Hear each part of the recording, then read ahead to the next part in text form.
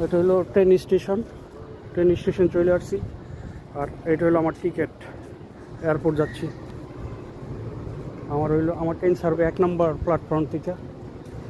আমি এখন 1 নম্বর প্ল্যাটফর্মে যাচ্ছি। আর ট্রেনের ভাড়া নিচ্ছে 60 দিরহাম।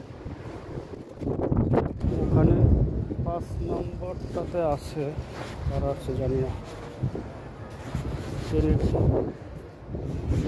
স্টেশনের সিস্টেমটা অনেক সুন্দর, খুবই সুন্দর সাজানো গোছানো ওদের ট্রেনের স্টেশন, পরিপাটি পরিষ্কার। একটা ট্রেন আসছে কিন্তু এটা অন্যখানের, ওটা ওই লাইনের, আমাদের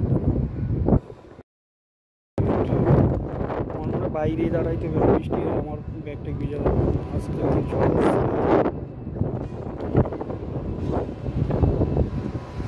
দাঁড়াইতে পারছি।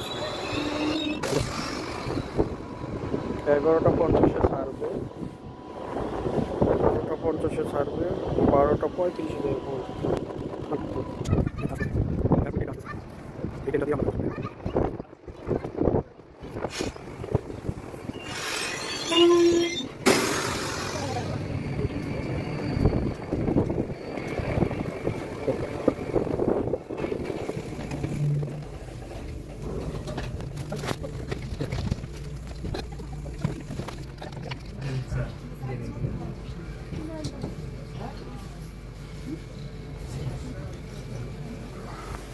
বসছি।